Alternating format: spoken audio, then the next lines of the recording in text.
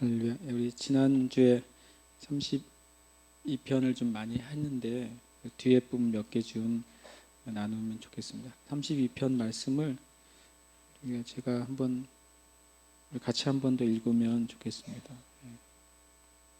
같이 32편 말씀 함께 읽겠습니다. 허물의 사함을 받고 자신의 죄가 가려진 자는 복이 있도다. 마음에 간사가 없고 여호와께 정죄를 당하지 아니하는 자는 복이 있도다. 내가 입을 열지 아니할 때 종일 신음함으로 내 뼈가 쇠하였도다. 주의 손이 주야로 나를 누르시오니 내 진액이 빠져서 여름 가뭄에 마름같이 되었나이다. 내가 이르기를 내 허물을 여호와께 자복하리라 하고 주께 내 죄를 아뢰고 내 죄악을 숨기지 아니하였더니 곧 주께서 내 죄악을 사하셨나이다. 이로 말미암아 모든 경건한 자는 주를 만날 기회를 얻어서 주께 기도할지라. 진실로 홍수가 범람할지라도 그에게 미치지 못하리라. 주는 나의 은신처이오니 환난에서 나를 보호하시고 구원의 노래로 나를 두루시리이다. 내가 내 갈 길을 가르쳐 보이고 너를 주목하여 훈계하리로다.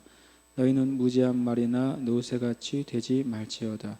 그것들은 재갈과 굴레로 단속하지 아니하면 너희에게 가까이 가지 아니하리로다. 악인에게는 많은 슬픔이 있으나 여호와를 신뢰하는 자에게는 인자하심이 두루리로다. 너희 의인들아 여호와를 기뻐하며 즐거워할지어다. 마음이 정직한 너희들아 다 즐거이 외칠지어다. 아멘. 네. 지난주에 제가 여기까지는 나눴던 것 같아요. 하나님의 은혜를 받기 위해서 유일한 통로는 죄를 인정하는 것, 죄를 자백하는 것, 죄로부터 돌이키는 것. 이것을 제가 이런 과정의 한마디로 뭐라고 그랬는지 혹시 기억나세요? 이렇게 죄를 인정하고 죄를 자백하고 돌이키는 것. 이게 회심입니다. 실은 부흥은 어디서 오냐면은 회심으로부터 옵니다. 사람들이 회심되는 게 부흥이에요. 개인적인 부흥도 뭐냐면 우리의 마음이 회심되는 게 부흥이에요. 이렇게 한 번으로 끝나지 않을 수 있는 것이 구원받을 때 첫 번째 회심을 하잖아요. 구원받을 때 예수님 믿을 때 세상에서부터 예수님께로 돌이킨단 말이죠. 회심이 뭐냐면 마음이 바뀐다는 거예요. 마음을 고쳐먹는다 그 소리죠. 근데 그렇게 예수님 안에 들어온 다음에도 우리가 계속 회심을 경험해야 돼요. 예수님 믿는 사람이어도 예수님을 믿으면서 열심히 술 장사할 수 있잖아요. 그런 사람 있을까요, 없을까요? 있습니다. 예수님 믿어서 열심히 술 장사해서 다른 사람 술 취하게 만드는 사람이 있단 말이죠.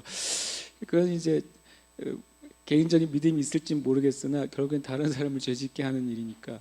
예를 들어서 예수님 믿고 구원받았어요. 구원의 확신을 가졌어요. 그렇다면 그 다음부터 자기의 삶에 회심이 필요해요. 계속 내 재정적인 삶에 회심이 필요하고 내 개인적인 인간관계에 있어서 회심이 필요하고 그리고 자기를 개발하고 자기를 다스리는 데 있어서 또 회심이 필요합니다. 예수님 믿고 나서도 우리는 계속 이 땅의 방식이나 방법이나 그것을 계속 따라서 얼마든지 살 수 있습니다. 그래서 저는 회심이 근본적으로는 세상에서 예수님께로 돌이키는 회심이 당연히 그건 영원한 회심인데 주님의 나라 안에 들어와서도 주님의 나라의 법칙 안으로 계속 바뀌어져야 된다고 믿어요. 왜냐하면 저 자신도 여러 번 어떤 하나님의 진리로 제 생각이 여러 번 바뀌었기 때문에 이것이 구원 얻는 회심 이후에도 내 생각이 바뀌는 회심이 필요한 거죠. 이래서 이 32편 말씀은 실은 알고 보면 주님의 그 1절, 2절은 어떤 사람을 실은 향해서 말씀하고 있어요? 허물의 사함을 받고 자신의 죄가 가려진 사람. 이 사람은 어떤 사람입니까? 구원받은 하나님 백성이겠죠. 그리고 2절에 보면 더 나아가서 마음에 간사가 없고 여호와께 정죄를 당하지 않는 자가 복이 있다 그랬잖아요.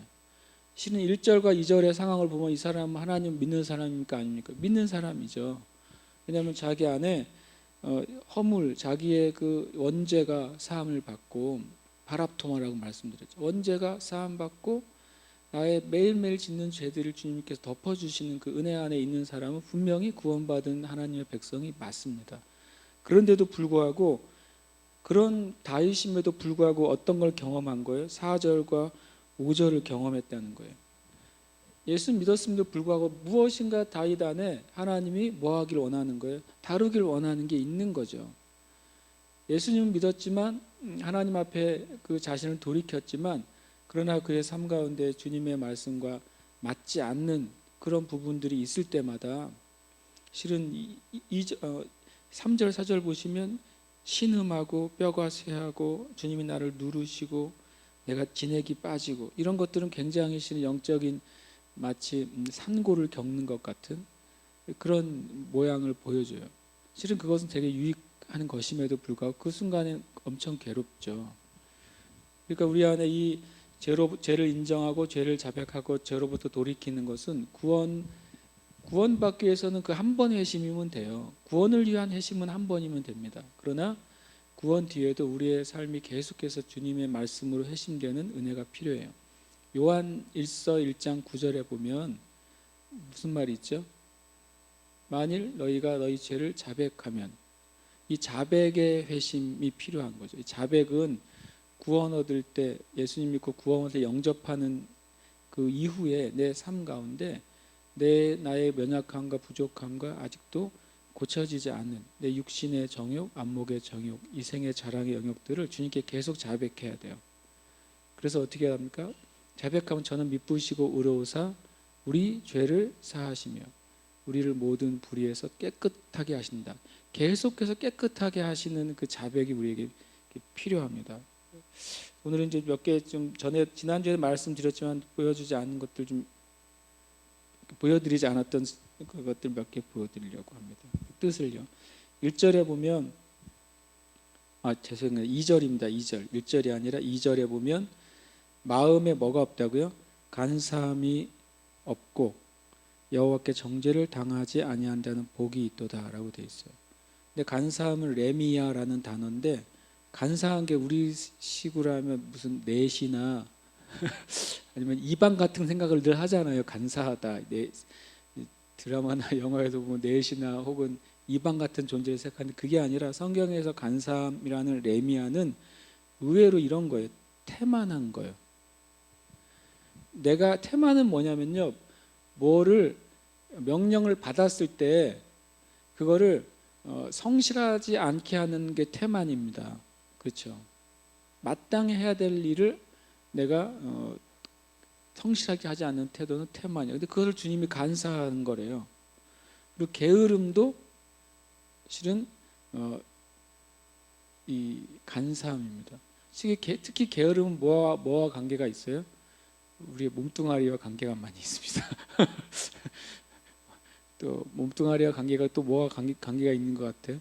제가 보기엔 눈꺼풀과 관계가 있는 것 같아요. 이 게으름은 사람의 몸에서 제일 무거운 부분이 눈꺼풀이잖아요. 잘 안 들어지니까 이 게으름이 실은 간사함이에요. 우리 가운데 사악함도 간사함이라고 그래요. 악한 거예요. 하나님이 선하게 주신 것들을 내가 옳지 않게 받는 거예요. 그리고 옳지 않게 그거를 내가 방향으로 사용하는 거죠. 그리고 배반도 간사해요. 하나님 주신 은혜를 내가 저버리는 것도 간사합니다. 근데 이제 여기 간사가 없다라고 표현했어요. 간사가 없는 상태가 뭐냐면 의외로 11절에 나와요. 맨 끝에 보면 뭐라고 되어 있습니까? 너희 의인들아 여호와를 기뻐하며 즐거워할지어다. 마음이 어떤 사람이요? 정직한 사람 너희들아 라고 말해요. 그러니까 1, 2절의 사람은 은혜가 있는 사람이죠. 그죠? 마찬가지로 11절의 사람도 은혜가 있는 사람이죠. 그러니까 이 11절에 보면 너희 의인들아 그래놓고 또 밑에 보면 마음이 정직한 너희들아 그랬으니까, 의인은 뭐예요? 마음이 정직한 사람이에요. 마음이 하나님 앞에서 야사르한 사람, 곧은 사람, 정직하고 올바른 사람이, 그 사람이 곧 어떤 사람이 의인이라는 거예요. 하나님 앞에서는. 그 사람의 특징이 뭐예요? 간사하지 않은 거예요. 여러분과 제가 하나님 앞에 그 옳다 인정함을 받는 길은 일을 잘하거나 크게 하는 것이 아니라 요 간사하지 않고 정직한 사람이 하나님 앞에 인정받는 사람입니다. 하나님은 늘 그런 사람을 찾으시잖아요. 주님이 달란트 비유나 열 문화 비유에 보면 늘 주님이 하시는 말씀, 착하고 충성되다, 이거를 늘 얘기하잖아요. 너의 맡겨진 일에 있어서 착하고 충성된 것, 그것을 주님이 칭찬하시기 때문에 그런 걸 봤을 때 32편의 1절과 11절은 또 이것도 또 이제 마치 샌드위치처럼 햄버거처럼 위아래를 딱 감싸고 있어요. 우리가 주님 앞에 이 간사함을 내어 버리는 거죠. 근데 정직하려고 하는 건 의외로 쉬워 보이는데 이 간사하지 않으려면 어려워요. 태만과 게으름과 사악함과 배반. 저도 요즘 태만과 게으름에 뱃살이 자꾸 생기는데 그거 실제로 오히려 주님 앞에 그 태만과 게으름의 기준은 실은 그 사람이 일찍 일어난다고 충성되고 늦게 일어난다고 게으르다는 개념이 아니에요. 물론 잠언에는 일찍 일어나는 삶에 대해서 분명히 얘기하는데 여기서 말하는 거는 그 사람과 하나님과의 관계예요. 그 사람이 하나님 앞에 태만하냐 아닌가는 실은 다른 사람은 모를 수도 있어요. 왜냐하면 만약에 예배 생활, 어떤 말씀 생활, 묵상 생활을 정기적으로 하는 사람이라 할지라도 하나님이 그 사람에게 주신 어떤 사명을 실은 싹 그것은 이제 입을 딱 닦은 채로 그냥 남들이 보기에 좋은 경건의 삶만 살고 있다. 그럼 다른 사람이 보기엔 굉장히 충성되지만 하나님 앞에서는 그 사람은 간사한 겁니다. 그러니까 우리가 주님 앞에 간사함을 버리는 것은 저는 그렇게 생각해요. 이게 되게 싸움인 것 같아요. 믿음의 싸움이다. 하나님 앞에 이 정직하고 그리고 하나님 앞에 바른 태도를 갖는 게 참 어려운 것 같아요. 어려운 게 아니라 주님의 은혜가 필요한 거죠. 그리고 어떻게 보면 그 사람의 마음의 근본이에요. 이거는 주님이 바꿔주시기 전에는 잘 안 바뀌는 근본이죠. 그래서 제가 이제 이런 생각을 하게 됐어요. 같이 한번 읽어볼까요? 시작. 언제나 말씀 앞에 자신을 세울 수 있는가 하는 거죠. 제가 저한테 한 질문이에요. 제가 그 말씀을 읽었단 말이에요. 제가 말씀을 읽었으면 말씀하고 나하고 비교를 해볼 수 있느냐는 거죠. 그냥 내가 더하거나 빼지 않고 그냥 말씀 앞에 내가 그냥 딱 비교를 해봐서 여기에 나의 삶이 말씀에 차고 있는가 아니면 말씀에 부족한가를 그냥 정직하게 볼 수 있는가. 정직하게 본다고 하는 거는 그거 내가 부족하다고 낙심한다는 게 아니에요. 그냥 정직하게 보기 때문에 주님께 뭐 할 수 있어요? 지금 내가 너무 부족합니다. 나는 이 일에 하나님의 은혜가 필요하다고 주님께 나가는 게 정직한 거지.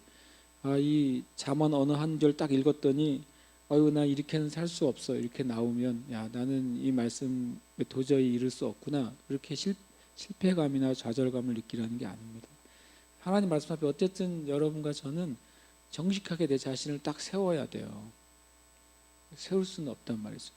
자기 얼굴이 좀 마음에 안 든다고 그 거울에 얼굴 나오는 부분을 시커멓게 칠해놓고 거울을 볼 수는 없잖아요.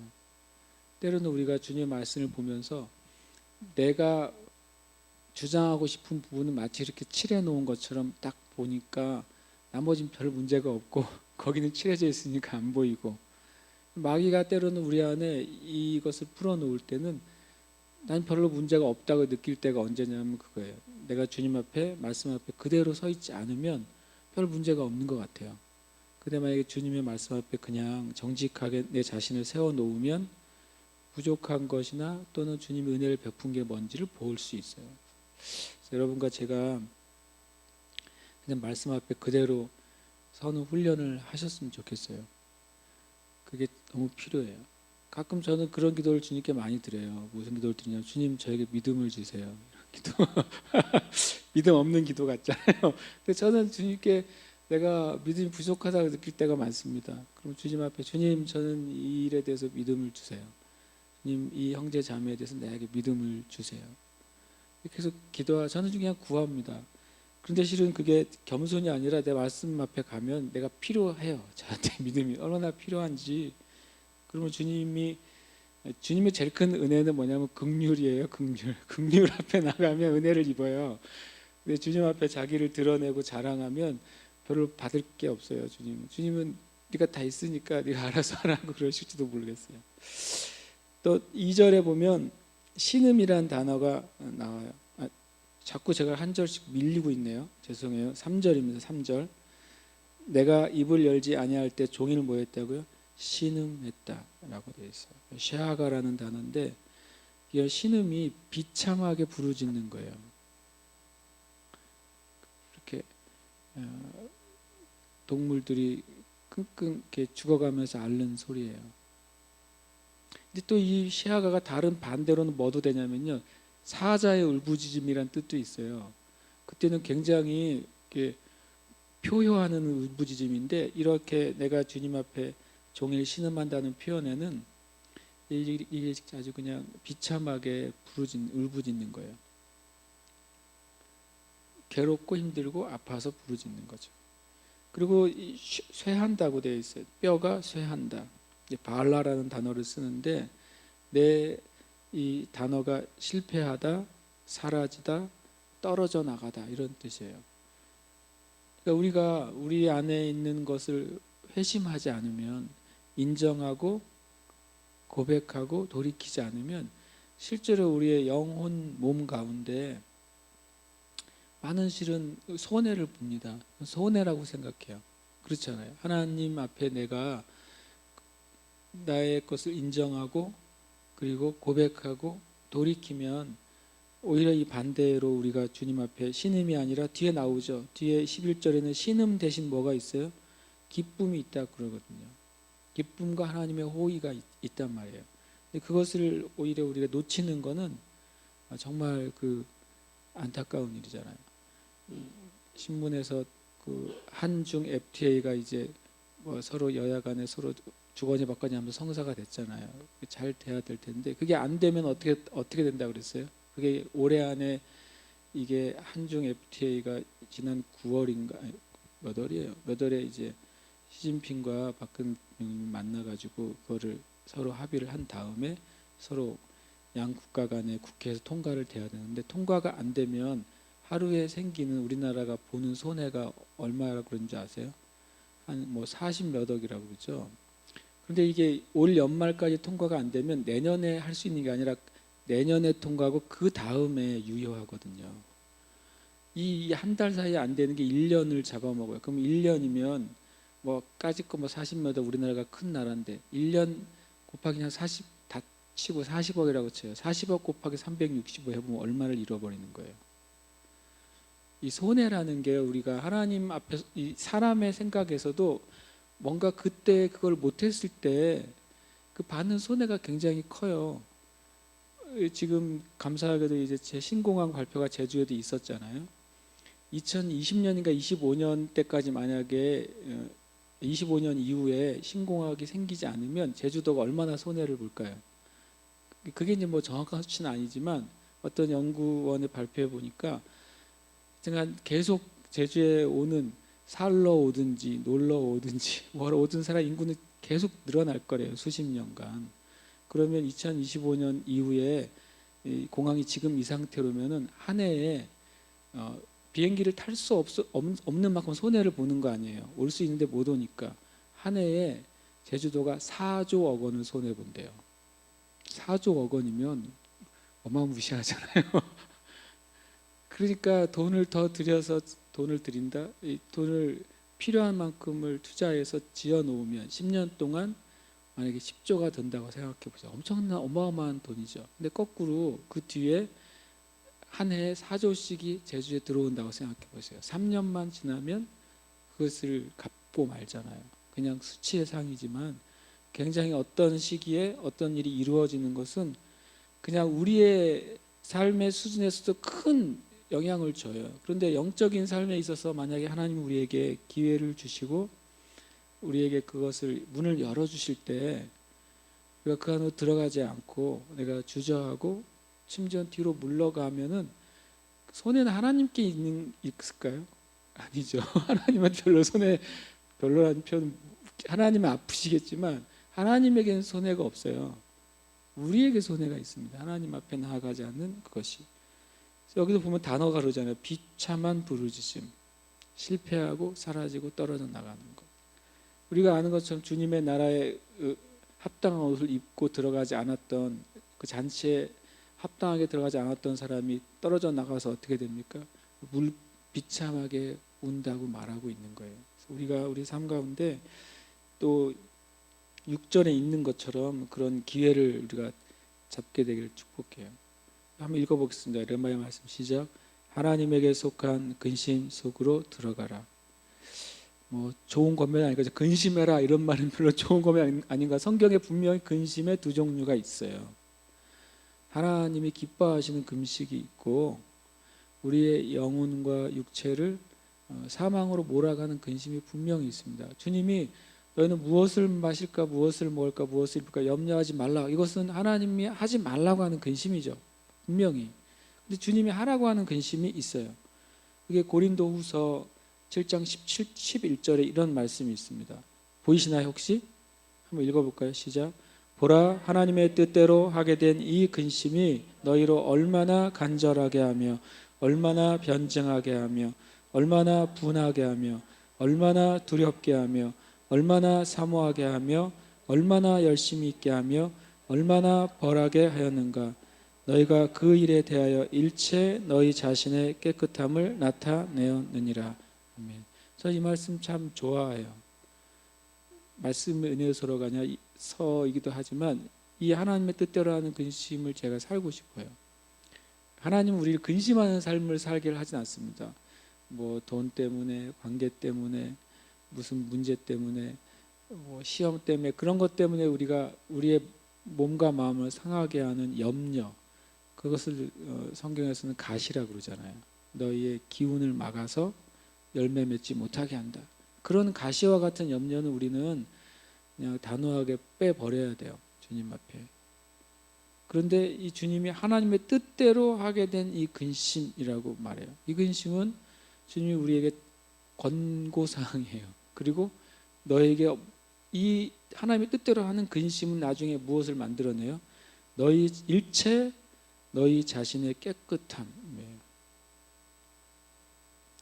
근데 어떤 것에 대한 깨끗함이면 그 일에 대하여 우리가 근심하고 있는 부분에 대해서 주님이 우리를 깨끗하게 하신다는 거예요. 내 삶 가운데 그것이 어떤 영역이든지 제가 생각해 봤어요. 얼마나가 무지 많이 나오죠. 얼마나 간절하고 얼마나 변증하고 얼마나 분하고 얼마나 두렵고 얼마나 사모하고 얼마나 열심히 있게 몇 번 나오죠? 안 세봤어요? 6번 나와요. 6번. 6번. 얼마나 이 말이 왜 들어가냐면 왜 이렇게 할 수 있냐면요. 하나님이 나에게 허락하실 것에 대해서 내가 보게 되면 내가 이 근심을 안 하는 게 너무 아까운 거예요. 내가 이걸 그냥 이대로 살아가는 거는 얼마나 큰 손해를 볼지, 얼마나 내 삶 가운데 마이너스가 될지, 또 하나님이 얼마나 가슴 아파하실지, 그리고 내가 이것을 주님 앞에서 근심함으로 그것을 버리지 않았을 때 나뿐만 아니라 나의 가정에, 내가 속한 교회에, 또 이 제주도에, 이 민족에 얼마나 손해가 될지. 전에 존 물린디 목사님이 나라를 위한 기도에 대한 메시지를 한번 수요예배 때 같이 보셨잖아요. 거기에 굉장히 제 마음을 울렸던 메시지가 뭐였냐면 당신 한 사람을 위한 부르심도 있지만 모든 사람은 놀랍게도 하나님 나라 안에서 그 도시와 관계가 있다. 아무리 작은 사람이라도 그 사람의 부르심 안에는 그 나라의 부르심의 영향이 속해 있다. 그러면 당신의 부르심으로 그냥 주님의 뜻을 내가 못 사는 것은 그냥 당신 하나가 잘못되거나 그것이 무너지는 게 아니라 당신이 속해 있는 그 도시와 나라, 민족을 향한 부르심에도 영향을 주는 것이다. 그게 굉장히 내가 이 나라를 위해 중보해야 되는 그 동기에 있어 너무 중요하다고 제가 깨달았어요.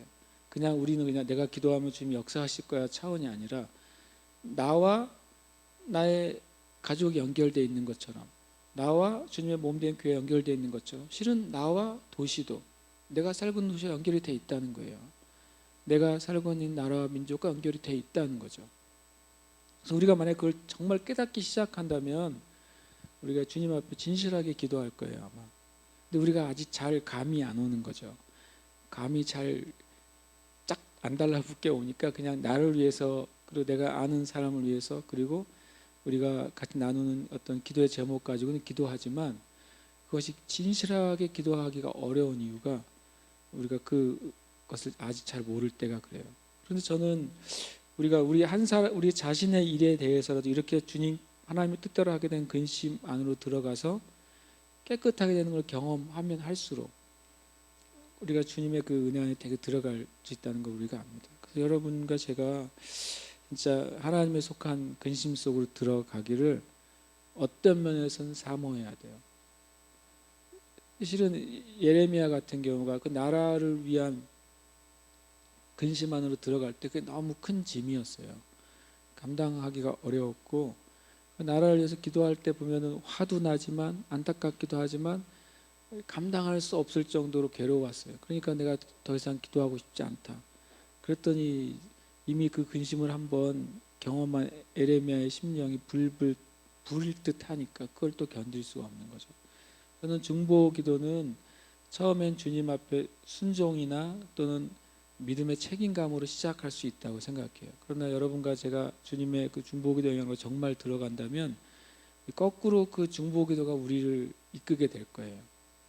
내가 나라를 위해서 기도하고 기도했을 때 나라를 위한 중보형에 들어가면 나라의 문제가 나를 이끌고 갈 겁니다. 그래서 오히려 나라가 부르는 거죠. 나라가 인격은 아니지만 나를 위해 기도해달라고 부르는 것을 우리가 듣게 될 거예요, 아마.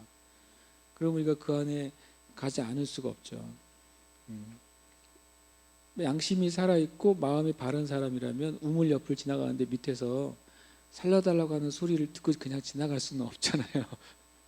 들여다봐야 될 거 아닙니까? 마치 그것처럼 우리가 중보 안으로 들어가게 될 때 그 상대방에서 그 들려오는 그 영의 외침을 듣게 되는 거죠. 그러니까 내가 어느 형제자매로서 기도할 때 처음엔 내가 그를 사랑해서 기도할 수 있고 그가 부족하기 때문에 기도할 수 있고 안타까워서 기도할 수 있는데 우리가 그 은혜의 영안으로 들어간다면 그 심령이 나를 원하는 걸 우리는 알게 될 거예요. 왜냐하면 내가 아니면은 안 된다는 것을 그 심령이 알게 될 테니까. 그럼 이 나라와 민족을 위해서도 마찬가지라고 저는 생각해요. 우리가 주님 앞에 이것은 지금으로선 개인적인 차원이지만 주님의 근심 속으로 들어갈 때 이건 굉장히 깊은 중보의 영안으로 들어갈 수 있다고 생각해요. 주님도 그러셨어요. 주님도 십자가를 앞에 두시고 그 전날 밤 주님이 근심하셨습니다. 이게 부정적인 근심이 아니죠. 주님께서 실은 그것을 씨름하셨어요. 그걸 가지고 죄에 대해서. 그리고 주님이 그 안에서 성경은 그렇게 주님 앞에 기도하신 것으로 응답을 받으셨다 그래요. 그래서 우리가 주님 앞에 주님도 저는 하나님이 기뻐하시는 근심. 그러나 주님은 자기 죄를 위해서 근심하신 건 아니었죠. 온 인류의 죄를 지고서 주님 앞에 가지고 나갔던 거예요. 그래서 주님이 십자가를 통해 승리하신 것처럼 여러분과 저도 그렇게 될 줄 믿습니다. 제가 자꾸 이렇게 이거를 진에게 이것도 4절이죠. 무슨 눈이 있어 갑자기 한 절씩 밀렸었을까? 이런 식으로 쓰면은 시험 보면 망하는 거예요.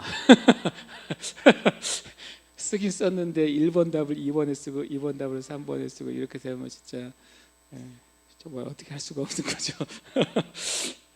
4절입니다. 4절. 주의 손이 주야로 나를 누르시오니. 누른다는 말, 이것도 사실은 잘 썼네. 4절에 누르시다는 건 카바드고 무겁다는 뜻을 가지고 있고 영광이라는 뜻을 가지고 있습니다. 지난주에 살짝 얘기했었죠. 그리고 진액도 4절인데 이건 레스하드인데 즙을 짜는 것, 그다음에 활력, 생기 이런 것들이에요. 제가 이거는 그냥 지난주에 말씀드린 걸 한번 그냥 입으로만 했으니까 보여주고 기록해 놓으시라고 한 거고, 그 다음에 이제 뒤에 이제 지난주 이것도 말씀드렸죠. 기회를 얻다. 이게 에트란 말인데 정한 시간이에요. 이로 말미암아 모든 경건한 자는 주를 만날 기회를 얻어서. 주님의 그 기회의 때들은 있습니다. 그것을 놓치면 그때도 놓쳐요. 그런데 주님이 은혜롭고 자비로우시는데 분명히 마지막 때까지 기회를 주시는 분이세요. 근데 그냥 제 경험 안에서는 뭐가 그거는 뭐 답은 아니지만 첫 번째 주님의 기회를 내가 주님 앞에 순종하지 못했을 때에는 내가 그 기회 끝나면 바로 다음 날 새로 기회를 주시는 건 아니더라고요. 아니, 만약에 그냥 예를 들어서 우리 금요일까지가 만약에 주님이 나에게 허락해 주신 기회의 시간이라고 생각해 보세요. 내가 씨름을 하다가 금요일 됐을 때 딱 못했어. 만약에 순종하지 못했으면 다음 토요일 날 주님이 이번부터 다시 기회를 줄게 그러지는 않으시더라고요. 벌을 주시는 건 아니지만 내가 주님 앞에 그것에 대해서 준비될 시간이 필요한 거죠. 그러니까 누가복음 나중에도 다음 주에도 이제 보겠지만 사가랴가 그 가브리엘의 말을 100% 믿지 못해서 어떻게 이런 일이 있겠냐 그랬을 때 제가 깜짝 놀란 건 뭐였냐면 그 가브리엘이 자기의 이름으로 명했다는 거예요. 뭐라고 보였냐면 네가 내 말을 안 믿었기 때문에 그래요. 가브리엘이 하나님의 말이라고 말하지 않고 나는 하나님 앞에 선 가브리엘인데 네가 나의 하나님의 사자의 말을 듣지 않았기 때문에 너는 그 일이 이루어질 때까지 말하지 못할 거다. 그래서 제가 뭘 알았냐면 천사에게도 주님이 맡겨진 권한이 있구나. 레벨마다 권한이 있다는 사실을 제가 알게 됐어요. 근데 그러고 보니까 다른 성경에도 그런 천사들이 자기의 결정으로 결정을 한 것들이 있더라고요. 또 뭐가 있을까요? 누가복음 아니지만 소돔과 고모라가 멸망당할 때 롯이 못 도망간다고 그랬어. 나는 다리가 후들거려서 못 도망가겠어. 그랬더니 가까운 데로 가게 해줄게. 그럼 내가 그때까지는 참아줄게 그래요. 거기서 그래 내가 참아주겠다 그래요. 그때까지 네가 들어갈 때까지 내가 참겠다 이렇게. 그 천사들에서 제가 새롭게 보게 됐어요. 천사들마다 주님이 주신 영역의 그 능력과 권한이 있다는 걸 제가 이제 보게 되는데 어쨌든 이 정한 시간이 그때가 우리가 순종하지 못할 때는 어떤 주님이 주신 일종의 징계 내지는 유보의 기간이 있습니다. 그리고 그 다음에 다시 기회를 주시는 것 같아요. 그런 경우들이 성경에 몇 번 나오고요. 그래서 우리가 주님 앞에 기도해야 될 부분은 뭐냐면 주님 이 어떤 하나님의 일에 대해서 주님 제가 그 주님의 때를 분별하게 해주세요. 그리고 주님이 저에게 주님의 그 뜻과 감동을 주셨을 때 내가 주님 앞에 빠르고 정확하게 순종하게 해주세요. 왜냐하면 은혜가 좀 필요합니다. 우리 뜻대로 100%안 될 때가 있어요. 그래서 저는 그렇게 은혜를 구하는 사람에게는 그것을 할 수 있는 은혜를 주신다고 믿어요. 주님께 구했기 때문에 그것을 받을 거예요. 근데 내가 뭐 주님의 기회를 주시면 주고 말면 말지 그렇지 않은 것이죠. 주님의 기회 때 그걸 붙잡아야 됩니다. 찰스 핀이라는 그 대각성을 일으킨 목사님이 계신데 그분이 그랬대요. 자기 안에 하나님 은혜가 이 근심이 오는데 어떻게 해야 될지를 몰라서 숲에 들어가서 하나님 앞에 막 부르짖고 그런 시간을 많이 보낸 다음에 주님의 때가 임했어요. 그래서 그분이 주님 앞에 그 하나님의 그때 그 미국의 대각성을 일으킨 한 목사님을 서게 돼요. 가만히 보면 그렇게 하나님을 사용한 분들이 주님이 주신 기회를 우리식으로 하면 기회를 잘 탔어요.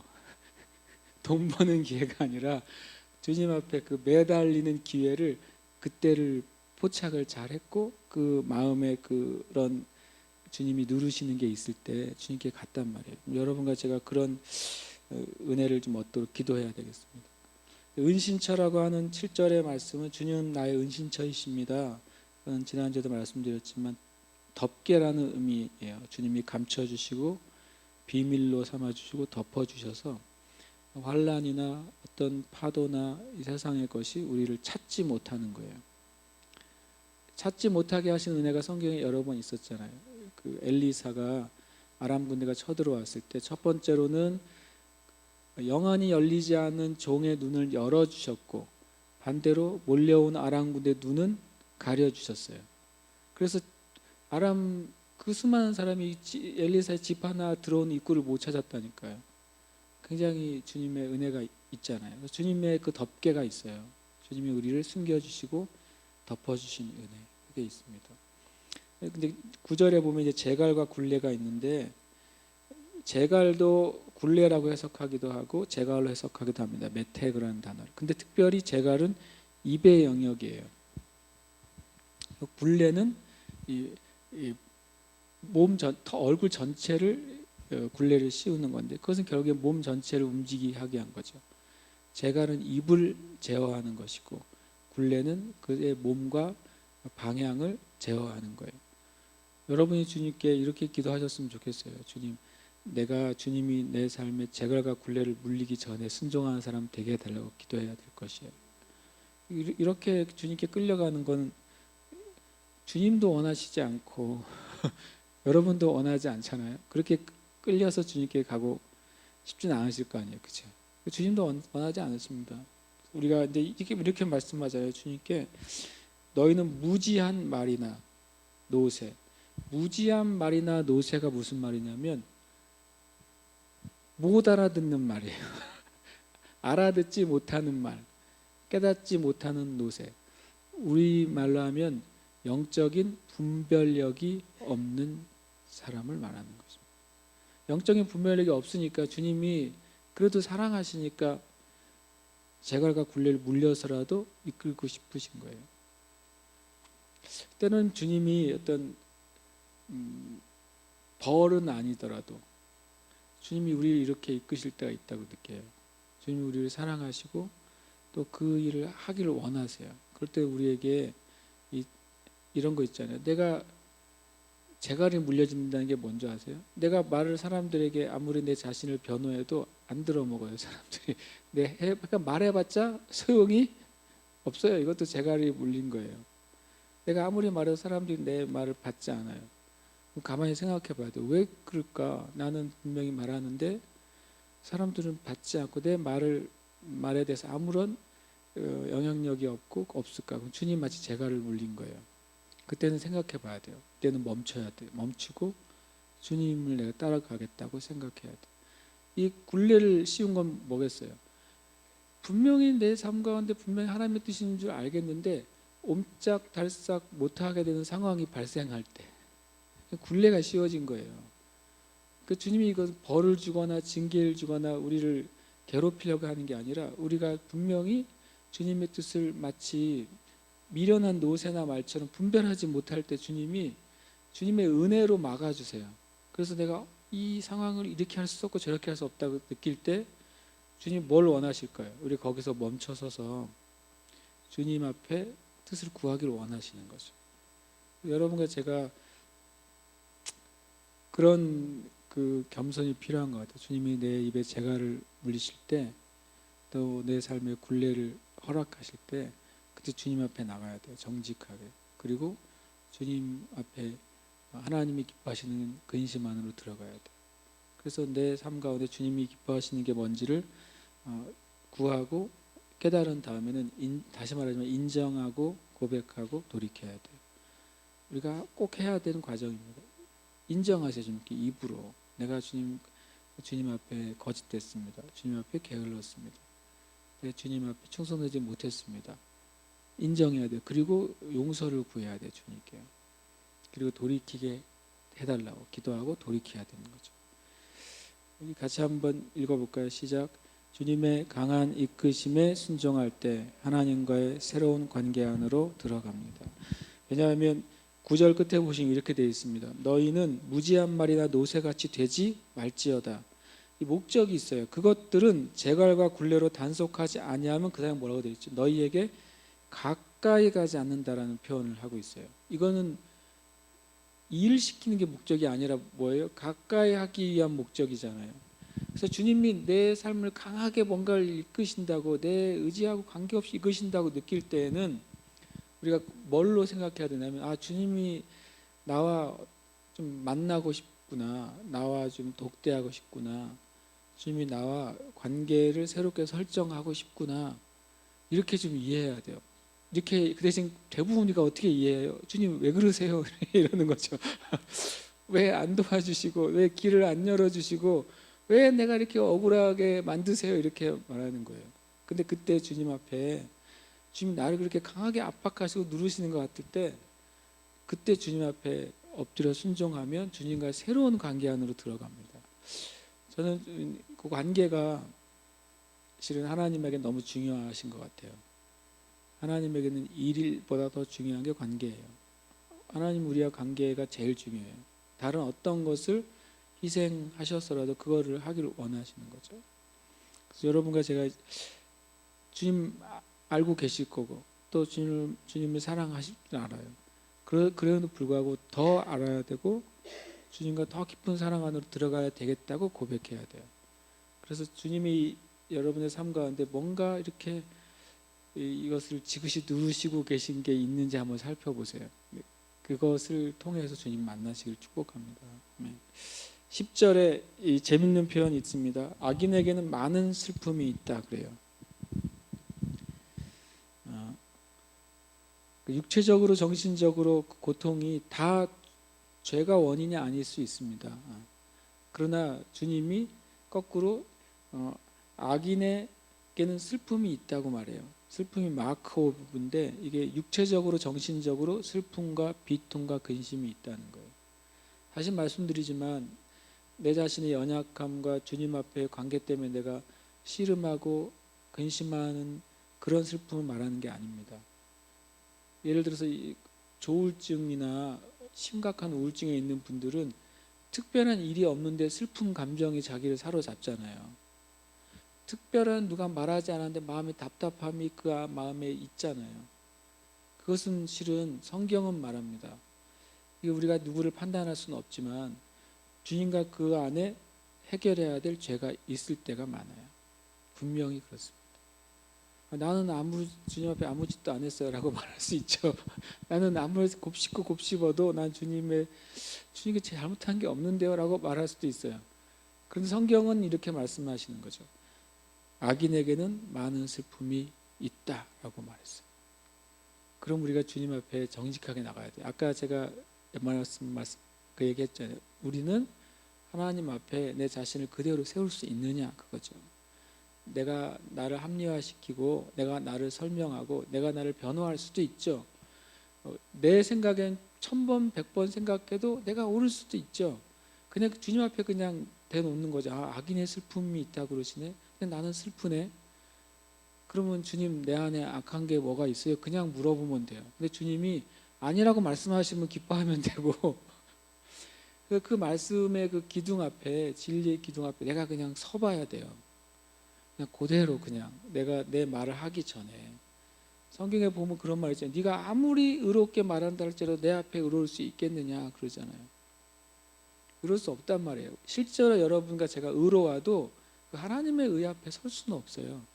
그러니까 그냥 말씀 앞에 우리가 서야 돼요. 악인에게는 많은 슬픔이 있다고 성경은 분명히 말씀하십니다. 근데 주님이 우리가 계속 그 슬픔대로 있기를 원하시는 분은 정말 아닌 거예요. 그렇지만 그것을 우리가 말씀하셔야만 되는 거죠. 여러분 그런 적 없으세요? 분명히 어떤 형제나 자매 안에 문제가 있는 걸 아는데 내가 차마 말하지 못하는 거죠. 그분이 만약에 낙심할까 봐, 그분이 혹 실족할까 봐, 그분이 혹 그것 때문에 주님을 떠날까 봐, 그때는 우리가 좀 어려운 거죠. 그런데 하나님은 진짜 사랑하시기 때문에 말씀하시는 거예요. 말씀으로. 그 잠언에 그런 말씀이 있잖아요. 숨은 사랑은 아무 의미가 없다. 그다음에 바로 면전에 대고하는 책망은 그 사람에게 가치가 있다는 거죠. 우리가 근데 그 하나님의 말씀은 저는 이렇게 우리의 얼굴에 대고 진리를 말씀하신다고 생각해요. 근데 그 인자가 있다는 것은 뭐냐면 여호와를 신뢰하는 자에게는 인자하심이 있다 그래요. 인자하심이 있는 정도가 그 사람을 인자하심이 그 사람을 삥 둘러싸고 있다고 하는 거예요. 그 헤세드라는 말, 헤세드라는 건 뭐 되게 어디서 한 번쯤 들어봤으면 좋겠는 단어잖아요. 그게 하나님의 인자하심이에요. 영어로 뭐 멀시라고도 되어 있지만 친절함, 인자함, 자비 또는 다른 말로 호의 이런 것도 되어 있습니다. 그래서 그 주님의 인자하심과 친절하심과 자비하심이 여러분 주변에 이렇게 두르고 있다면 얼마나 그 은혜 가운데 살겠어요.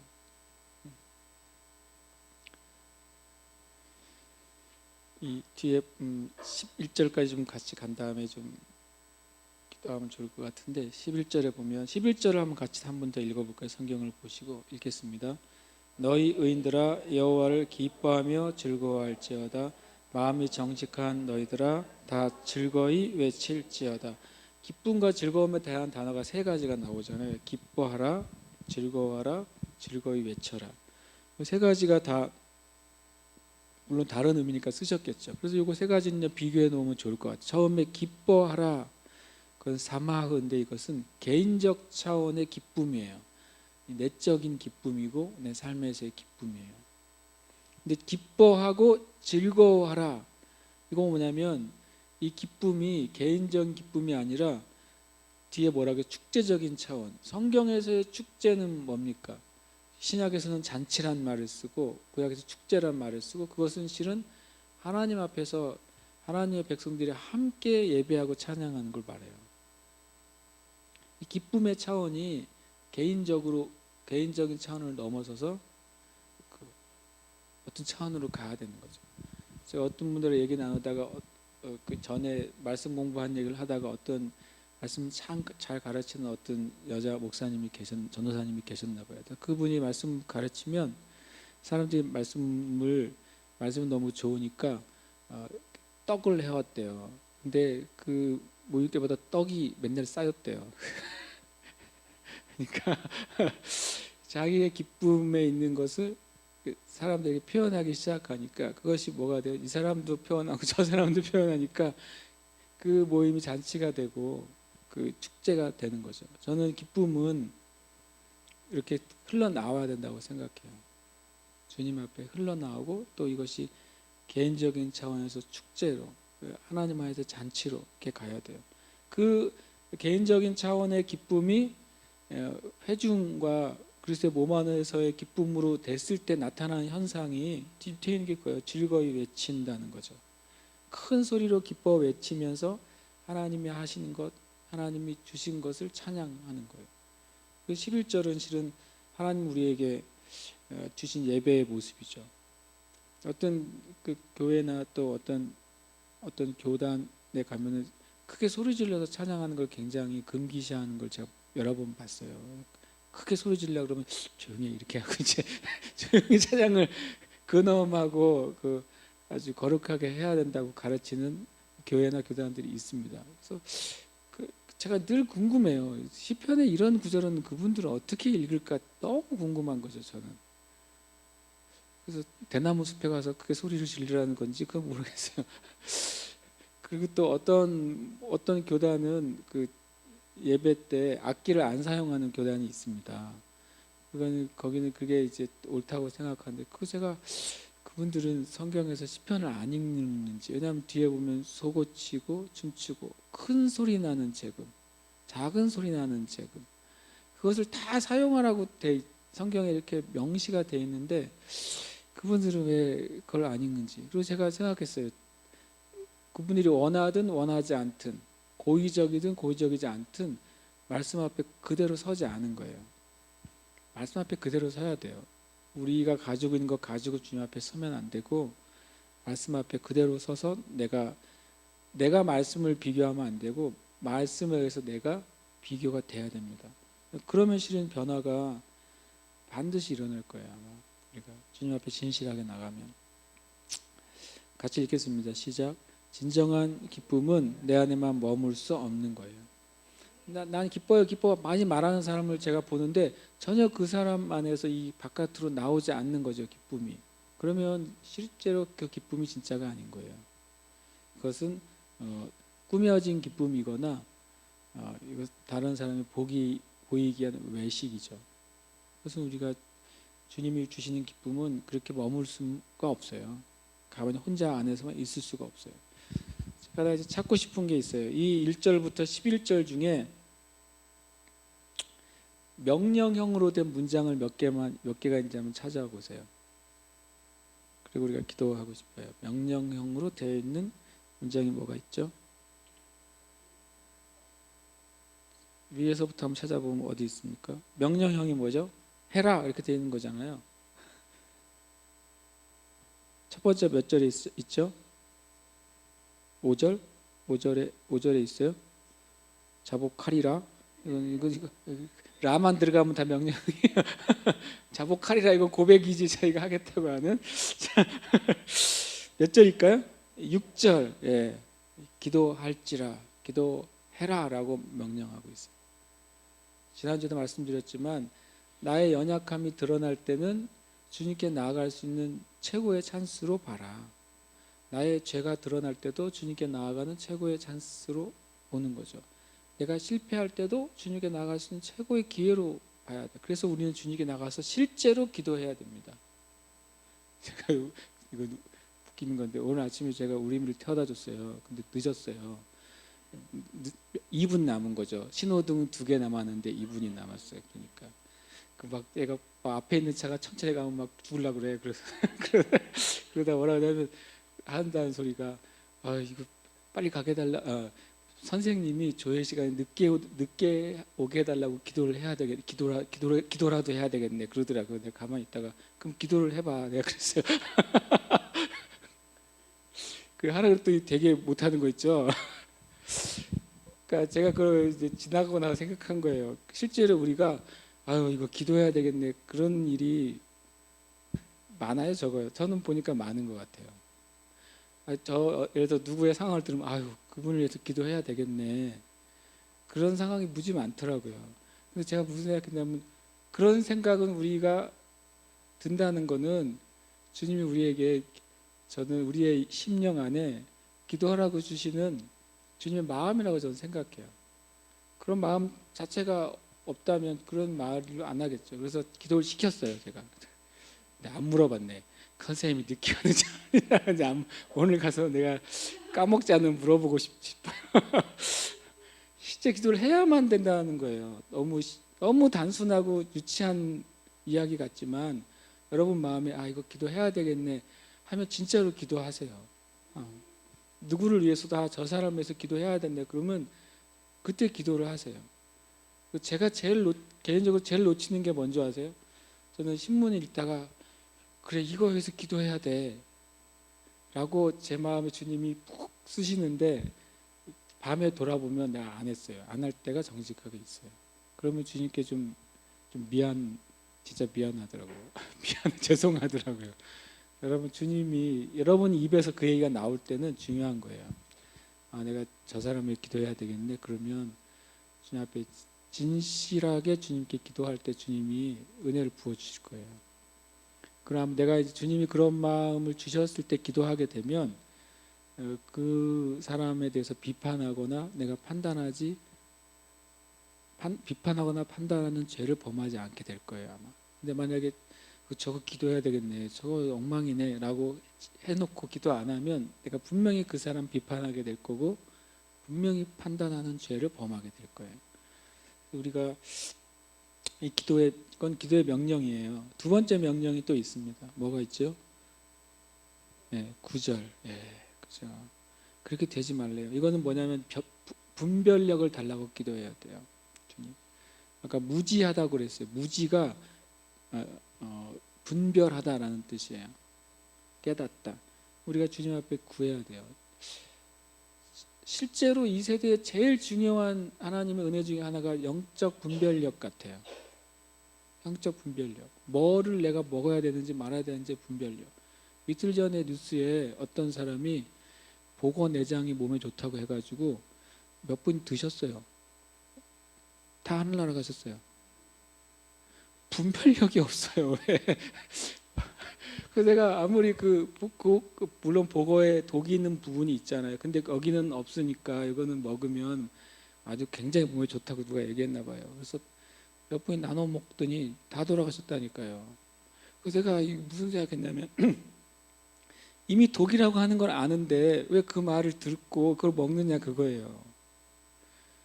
이미 주님이 이거 하면은 너 망할 거라고 말씀하셨는데 그거 들으면서 왜 하느냐는 거예요. 그거는요 우리의 마음이 분별력을 잃어버려서 그래요. 엄청나게 잃어버려 있고 이 세대가 그래요. 죄라고 말했는데 분별력이 없으니까 그걸 그냥 먹어버린다는 거죠. 주워 먹는 거죠. 그리고 탈이 나는 거죠.